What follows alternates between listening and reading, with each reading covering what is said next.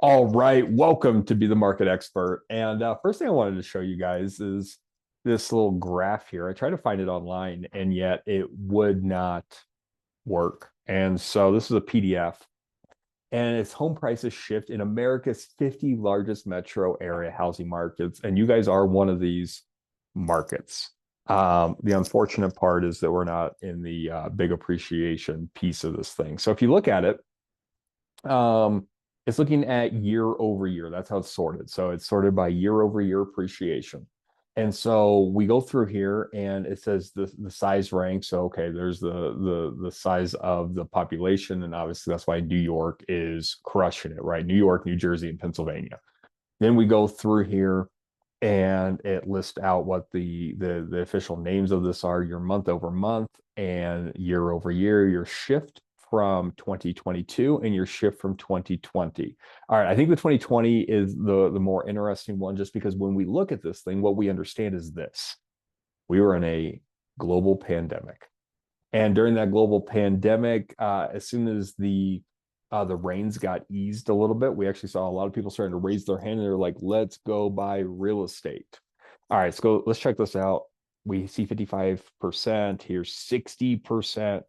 Let's kind of scroll more so year over year. I think the year over year is the interesting one. So we go through here and we get to this thing that says, all right, here is kind of where we're seeing the threshold. Month over month, we're seeing most people are down 0.2% across the board, 0% appreciation year over year across the board. 2022, right? There's 2022. They're saying most states are about 2.9% up since 2022. And since 2020, most states are up 45%. And again, this is average, right? They're going to go through, they're going to average all these numbers. And if we think about averages, we take all the numbers and we divide them by all of the different inputs that we have, and that gives us average. Remember, your median is where we take the lowest, we take the highest, we get rid of all those outliers, and we work our way into the middle. So let's keep rolling down because we're still not there into Colorado. And we are, did I pass it? There we are. Denver, Aurora, Lakewood. So month over month, we're down 0.6% versus last month. Year over year data, we're down about 3%. Okay, so kind of interesting. Then we get the year 2022. Since 2022, we're down 9%. And then we get a little bit further and we see that we're up since 2020, 28.3%.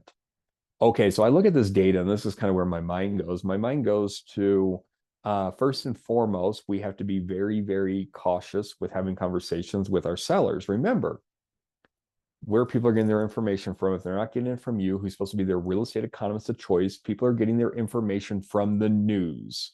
And remember, doom sells. Doom and gloom is where people are getting their stuff from: CNN, Fox News, YouTube, Twitter. I don't care where. The worse the headline, the more clicks it's going to get. And what we have to keep in mind is this. Guys, if someone bought their home in 2020 in the Denver metro area, they have about 28% appreciation on their home. That's what this is telling me.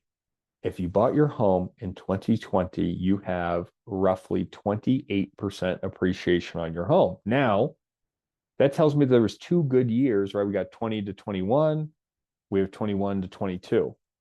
Now, if you bought your home in 2022, it's very likely that you overpaid for your home, and home prices have gone down about 9%. And this doesn't say when this happened. And again, this is just like a broad brush, right? We have to keep in mind this is every state. And so this is where they're pulling their data. And this is why we need to go have a conversation with them. I can tell you that I had a conversation with my dad, and I know this is being recorded. So, Dad, if you're seeing this, and this was, you know, I want to say last year. Keep in mind, my dad bought his house in 2013. My dad bought his house in 2013, and he tells me that that home values, he's losing value in his home right now, and that his home is losing money.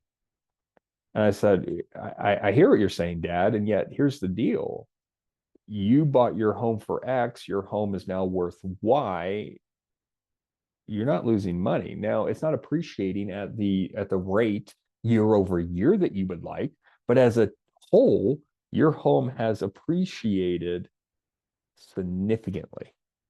And this is what we have to do is we have to look at this data and we have to be able to have conversations with our people, guys, because if we look at this, if someone's looking to sell their house and they bought it, 3 years ago, yeah, you know what? They could potentially be underwater. And we have to figure out what their motivating factor for. Why did they call you to sell their house? I also look at this and I say, well, if you bought your home back in 2020, you have roughly 28% appreciation. And then we're going to go through and we're going to dive into the numbers and we're going to have some more conversations, which means this, guys, if they bought their house even before then, there's more appreciation. All right. So we need to go through and we need to be able to have these conversations with our people. And just looking at this number, yeah, like this is kind of scary. 9% down. Yeah. But depending on where they bought, and again, it comes down to the motivating factors. Why did they reach out to you? What was their goal in having conversations?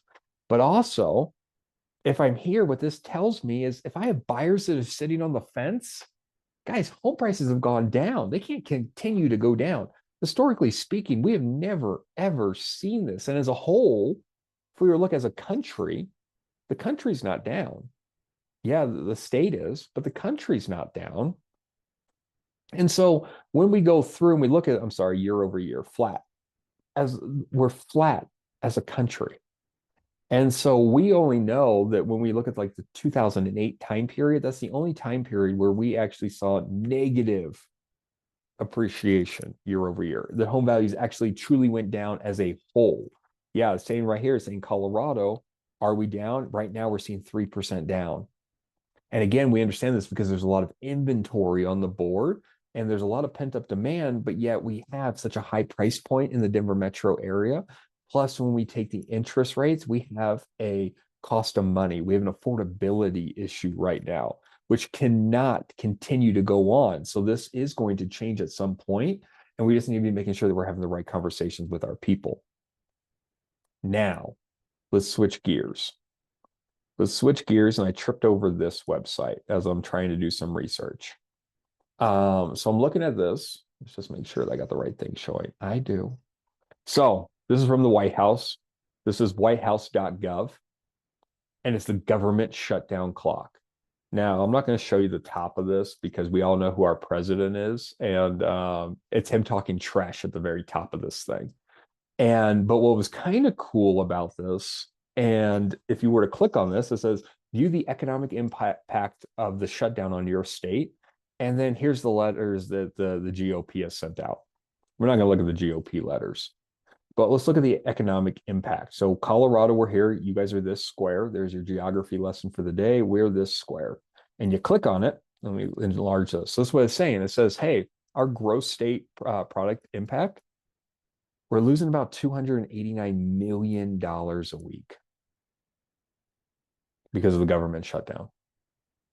It says our unemployment, we've lost about 900 workers because of this. And the federal workers affected, they're saying about 55,000 federal workers have been furloughed or working without pay, which is about 2% of our population, which is kind of interesting, right? So we're thinking about 2% of our population right now is a furloughed federal worker. 55,000. Okay. So looking at that and you're looking at the numbers and you're like, well, that's not a significant number. And yes, I'm not going to try to take away like 55,000 people being without a paycheck. Like, I get that. SNAP benefits. This is the one that I actually think is the biggest impact when I look at this thing. 615,000 people come November 1, because that's truly when this thing runs out. It's not run out yet, are being impacted.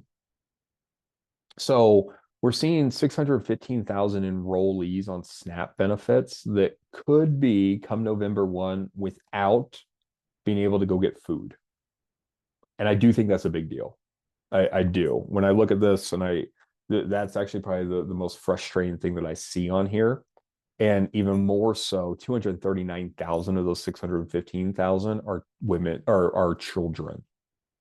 So 239,000 children are going to be potentially without food come November 1. That's horrific. It is horrific, right? That's absolutely awful.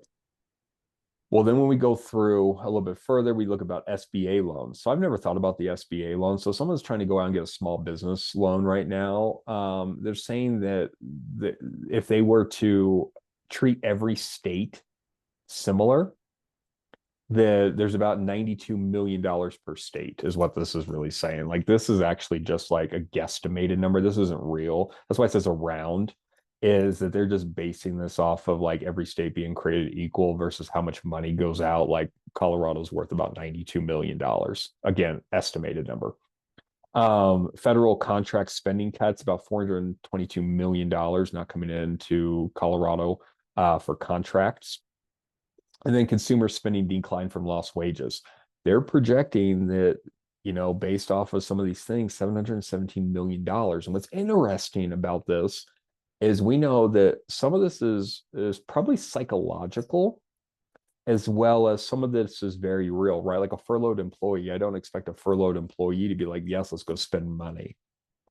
And yeah, we've also talked to real estate agents where their clients who are not government employees have raised their hand and says, oh, with the government shutdown, I'm not comfortable going and buying a house. And you're just like, well, give me more, right? Give me more to that, because I'm not sure, what's going on there. And so, guys, I think this is kind of interesting. Again, this is whitehouse.gov. Whitehouse.gov is where this is. And again, here's your square. And you guys can click on this. You guys can go to any state and look at like all the different things that are happening. Kind of an interesting site. But as we're going through here, you guys are on day 21. We're on day 21 of the government shutdown. And while I know Bob and I were talking about this on Monday, yesterday, I truly believe we got to be getting close to the end of this thing. Truly, from what I believe that I understand, is that this is really going through, and we got one issue that is holding up both sides. One says, hey, we're not going to sign this because we want this in the bill. And we got another side that says we're not putting it in the bill. We can negotiate it later. And this is the holdup. And we can frame it however we want to frame it, but that's really what it is. We want this in, and we want it in now. We don't want it in now. We'll talk about it later. Well, they're saying, well, that's not good faith on the other party, and that's why we're at this standstill right now. We'll see what happens. Day 21. I did think this was interesting. 4 and 5, 80%. 80% of home sellers who choose to forego a real estate agent don't know what the realtor commission costs are. So this came out on the 21st. And if you were to look at this, it is kind of interesting. It says, do you know the average commission rate a seller pays on a home sale? And so again, these were people that actually did not use a real estate agent. They were surveyed. Now, how they got this survey method, is saying like surveyed from 222 Americans. So I don't know if this is a big enough piece to be able to go through here, but 10% of that 222 said, hey, we don't know how much real estate agents make. 40% actually thought real estate agents made more, which makes a whole lot of sense. If someone's saying like, I'm foregoing professional help, it's really because they think that there is this astronomical price versus the value, and we got this big enough gap to where they forego it. 15% actually did know, and then 35% actually underestimated how much a real estate agent got on a commission. And it says, how much less than asking price would you accept so you didn't have to pay a real estate agent? 77% said, yeah, I would take $5,000 less off my asking price. 60% of the people said I would take $10,000 less. 42% of the people surveyed said that they would take $15,000 less than their asking price to not hire a real estate agent, while 29% said I'd take $20K less, and 17% said I would take $25,000 less.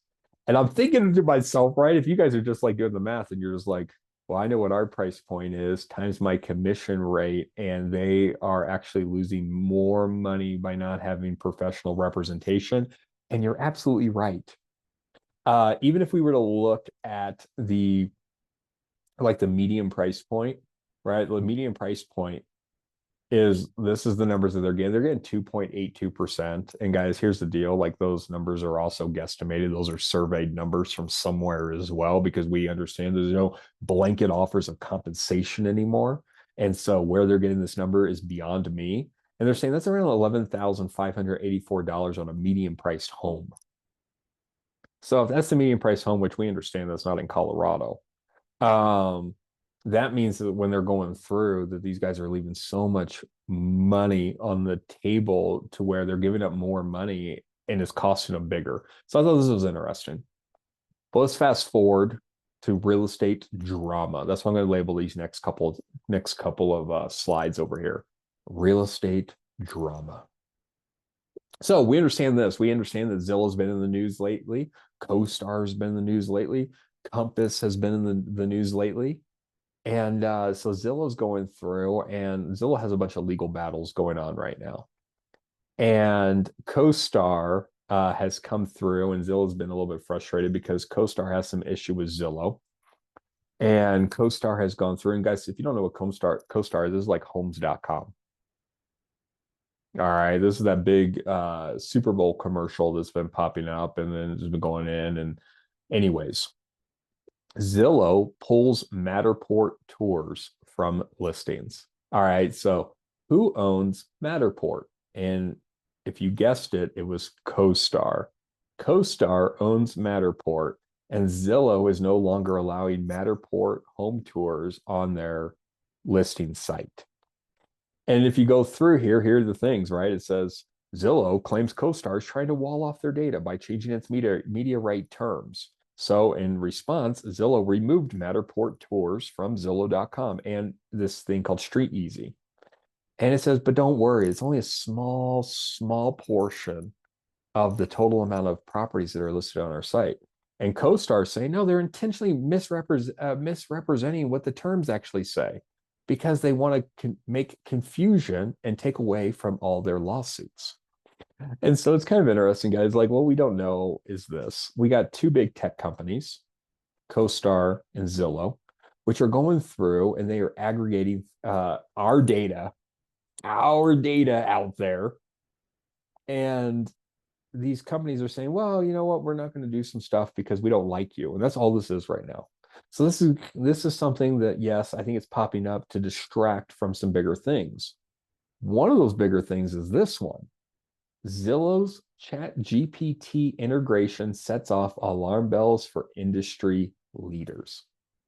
Guys, this is a big deal. And the reason why this is a big deal is here's what happened. For those that were not around, which I wasn't, but I at least know about it, is that back in the day, there were these books that were in every real estate office. There were you had to actually go into the real estate office to go figure out what listings that real estate brokerage had.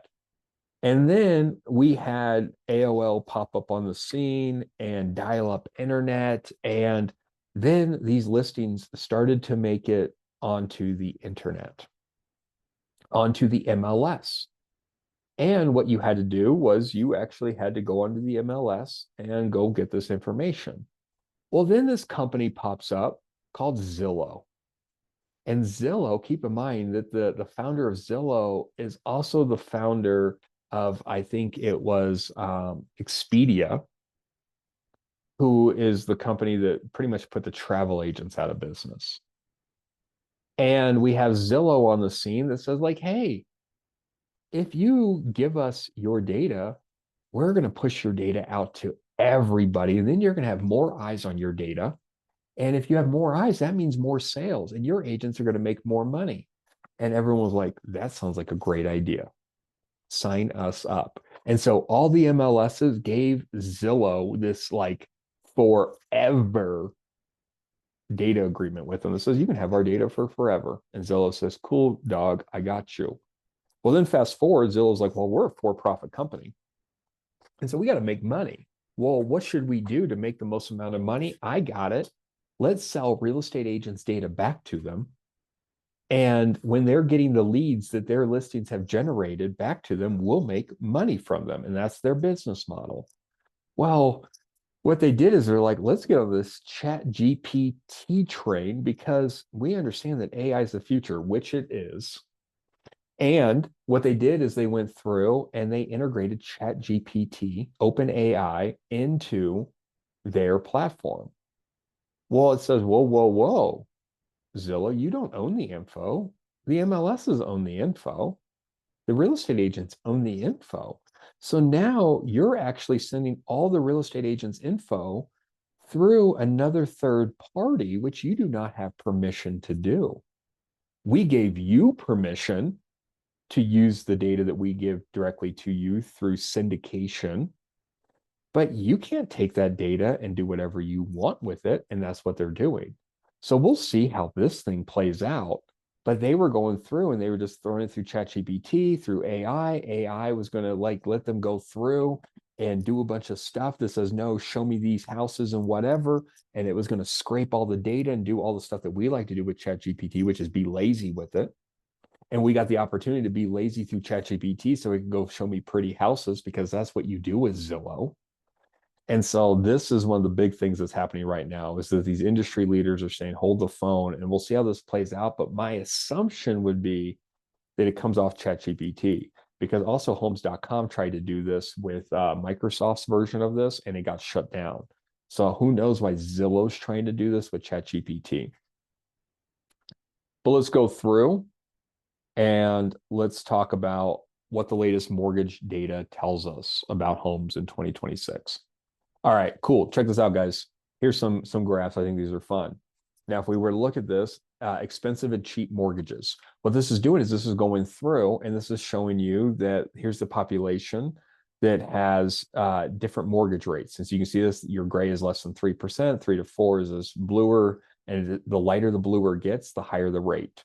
So we got 20% of our population with above 6%, 99 or 9.9%, somewhere between 5 and 6, right? And we got 20% of our population less than 3% for people with mortgages. All right, so we're going through here and they're saying expensive mortgage holders behave differently. I thought this was interesting. And it says that the very first sentence, homeowners who have a higher mortgage rate are less likely to hoard properties. Now, I don't know if there's enough data backing this at this point to where we're saying that, hey, the interest rate is a little bit higher. And so these people are saying like, hey, does this home make enough sense for me to keep it forever? And should I turn it into a short-term rental? Should I turn it into a long-term rental? Should I do whatever I've done? Because it says, which means that investment properties are less profitable. It means holding costs are higher, and therefore the house is more likely to be resold because, like, hey, I'm not going to hold on to this house because it's actually just costing me a lot of money. I'm not getting my return that I would expect, especially when we go back and we were to look at that graph that we just showed with home prices are going down. So some home prices are going down, plus you're still making this monthly payment as this is going this way, the equilibrium breaks. So I thought that was interesting. It also says we're paying off mortgages very quickly. It says the loan to value ratio of all outstanding mortgages. Yes, that means people with a mortgage. It says is now only 44.2%. What? Guys, it's saying that 44% of the population has a mortgage. And it says that means that the average homeowner with mortgages have 55.8% equity in their home. And it says beyond that, approximately 40% of all homeowners in the United States of the home or in the United States own their home free and clear, which I don't know how that math necessarily maths. So we're trying to account for an additional 5.8%, which is somewhere. And so if we look at this, though, that means that a lot of people have a lot of equity. There's a lot of equity that are attached to people's properties right now. And so if we're going through, it says current loan to value ratio, outstanding mortgages is only 44%. They only have 44%, right? And we talk about loan to value ratio, and that's when you go and you put 20% down, the bank brings the other 80%. So what this is saying right now is that you have 56% equity in your home, and the current balance is only 44% of that. And so this is very interesting as well. So if we're going through and we have all this equity associated with our house, why wouldn't you hold on to it would be my question. But it's also talking about the lock-in effect. And so this lock-in effect is what we've been talking about in 2022, 2023, 2024, 2025. And basically what it says is like, hey, most people are not going to move because if you go and you move right now, then you're going to be leaving your 3% mortgage rate and you're going to be jumping into about 6.5%. And so when we're going in here and we're looking at this, it says in the last 3 years, the average rate held on the outstanding mortgages in the US has risen from 3.8 to 4.3. So it's saying that we were locked in at 3.8% with everything else happening. And then now we're at 4.3 across the board. What this tells me is people are moving. People are buying houses. And this is what the shift book tells us, right? If you go to Gary Keller's shift, what we understand is that people buy because they need to. Yeah, we lived through 2021 and it was cool. Kind of. Right? 2021, we understood that interest rates were cheap, money was free, and then you go and you go buy a house and you're like, you know what? I don't like this view. I'm going to go switch sides. But now we're back into this shifting market, and we understand that this market means this. We're probably not going to go buy a house unless we have some kind of life event that takes place that is going to have me go buy a new house. That could be I'm adding to my family. I have family going off to college, maybe starting their own family. I am getting transferred to a different state. I'm getting deployed. Like those are the reasons why people are going through right now and they are moving. And this is something that we look at and we totally understand, right? So you're looking at this, and what this tells me 3.8% to 4.3 over the last 3 years is the lock-in effect isn't real. Yeah, like no one's moving for fun anymore, but yet the motivator is still buying and selling houses. Why? Because they're motivated. They have a life event going on. And so our job as real estate agents is to go through, have as many conversations, be in as many relationships as possible, because you do not know that all the workings of your people. You do not know the conversations that they're having with the Indeed rep. You do not know the conversations that they are having with their family planning. And if you do, well, then if you do know what's going on, then you should absolutely know like how you're going to help them buy, sell, or invest in real estate in the next 1, 3, 5 years. And so we need to stay in direct conversation with these people. We need to be in relationship with everyone, because I'm saying that the lock-in effect is not real. All right. We are seeing people go buy, sell, invest in real estate. But let's shift over. Let's talk about Housing Wire. Let's talk about Logan Motoshami, the lead analyst for Housing Wire. And it says the housing market has stabilized since mid-June 2025. Okay, cool. We're talking a couple months. Driven by lower mortgage rates and shifting demand dynamics, despite previous predictions of higher rates. The market has seen increased demand and inventory changes, highlighting the importance of tracking real-time data. But we understand this. We have a government shutdown, and not all the data is going to be coming through. So let's look at this, and let's just talk about it. It says home builder confidence rises. All right. Well, we've been seeing that their confidence has been falling and falling and falling.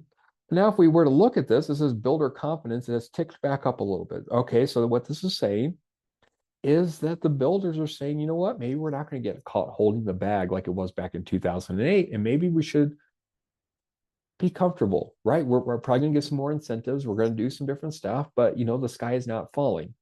They're saying, hey, present sales. Okay, well, we're looking at present sales, and their confidence is going up. And this is where it gets very interesting. They're saying, well, over the next 6 months, we actually feel pretty good about it. It's rising over the next 6 months. So then you have to ask yourself, what's happening over the next 6 months? And this is open invite to anybody that wants to play. Feel free, if you want, to throw it in the chat or come off of mute. Can anyone tell me over the next 6 months what is going to happen? No. Ryan says, no, just give us the answer. Anybody else?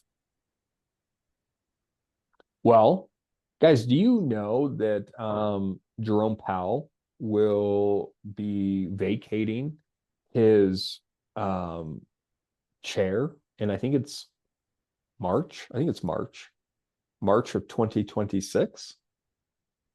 So Jerome Powell will be exiting his chair. And what that's going to do is he'll still be on the directors, right? They still live in that directors, but he is not going to be the face of the Fed. And so what that's going to do is that gives the president gets to nominate someone, and then he has to be approved by the Senate. That's how this thing works. And so then they'll go through and they'll get approved by the Senate. But you know who the president's going to put in there? Someone that's part of their policy. If anything that we know about this administration is you get put into place if you agree with how the president wants to run the policy. And we understand that the current administration's policy right now is lower rates, free up money. Let's get money moving through our economy. And so let's see what happens. If I was betting, that's what I would say this is. They're saying over the next 6 months, we're going to see some stuff. What's that stuff that we're going to see? Well, we're going to see some things where we're going in and we're going to look at, we're going to be having new policy in place. Well, then we look at the sales. Sales have We gone up. also have midterm elections coming up. Yeah, we got all kinds of stuff, right? Like you're absolutely right, Greg. There is a lot of stuff going on right now, and it's making the news. And yet we also know that a lot of these people aren't going to be confirmed Right. with the government shutdown as well. And That's so, horrible.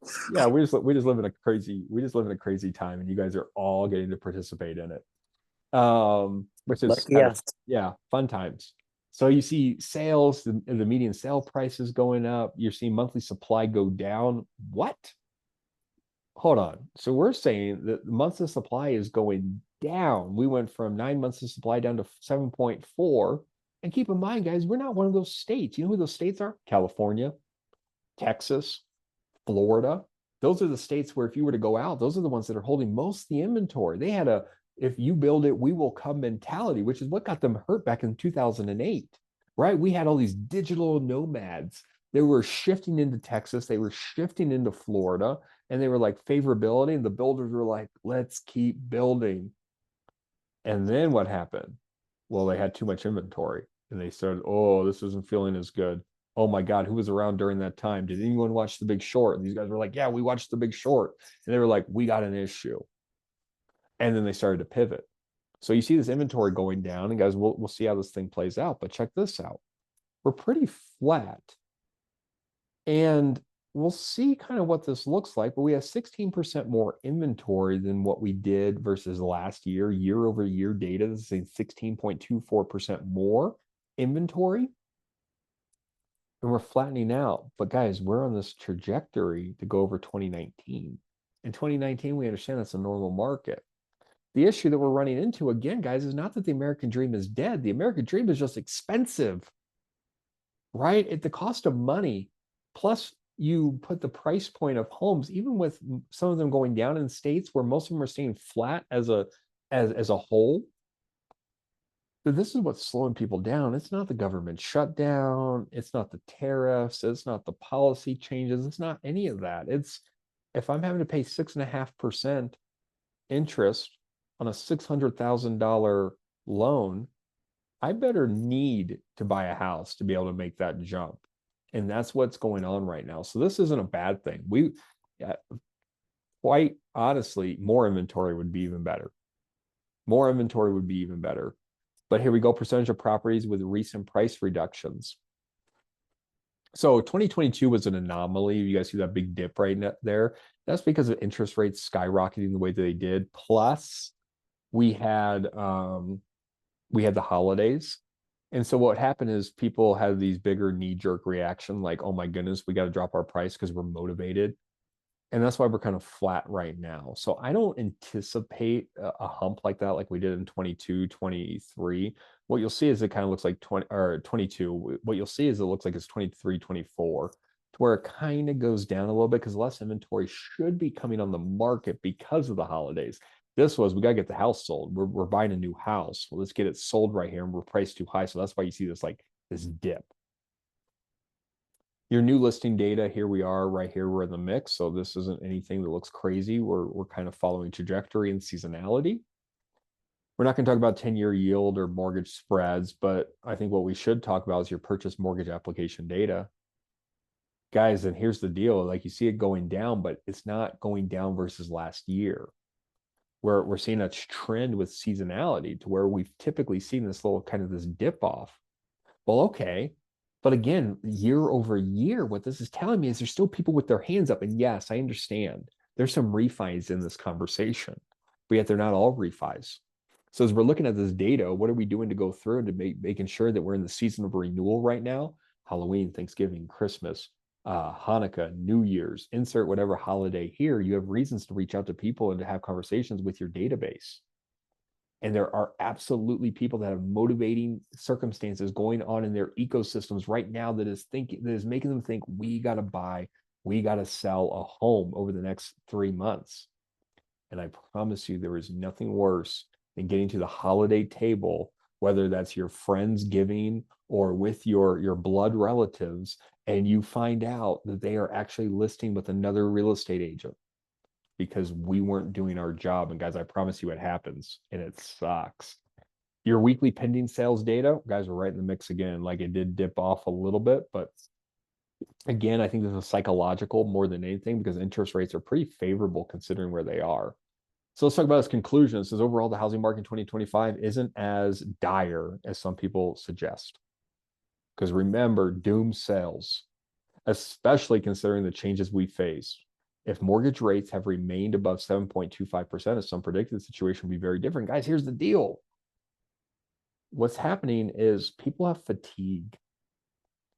They have been listening to these prophets with their crystal balls talking about silver tsunami, Airbnb bust, the housing bubble, the crash, interest rates dropping down below 3%. They got to the point where they realized that all that's lies. And so with the lower rates, what we have seen, all it took was for us to get around 6% for more hands to go up. 6% put up more hands. And so what we do believe, and I don't have a crystal ball, but if I did, this is what I would say. We will have policy change with the new Fed chair coming in next year. And with this policy change, we will see some more favorable rates. And with those favorable rates, we need to make sure that we're in conversations with our people right now. We're not saying like, hey, wait, but we are going through and we're figuring out what their paths look like. Yeah, we're thinking about buying in 3 months. We're thinking about buying in 6 months. Well, hey, what's making you think that? Well, we're looking for lower interest rates. And we're not going to say, well, hey, I got the inside scoop. That's not the conversation that we're having. We're having the conversation of, well, where are you getting your information from right now? Where are you getting the homes that are on the market? Where are you getting what the rates are doing? Have you spoken to a lender? And we're partnering them with our people. We're making sure that we're setting them up on our searches.